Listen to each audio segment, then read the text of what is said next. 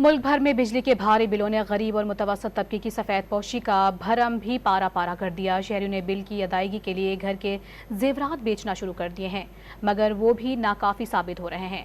निगरां हुकूमत की जानिब से शहरियों को बिजली बिलों में रिलीफ देने के दावे भी धरे के धरे रह गए हैं। बिजली के भारी भारी बिलों ने आवाम को कंगाल करना शुरू कर दिया। शहरियों के लिए सफेद पोशी का भरम रखना मुश्किल हो गया और वो घरों के जेवरात बेचने पर मजबूर हैं। पेशावर में एक खातून बिजली का बिल अदा करने के लिए अंगूठी बेचने पहुंच गई, मगर इससे मिलने वाली रकम भी बिजली की अदायगी के लिए नाकाफी साबित हुई।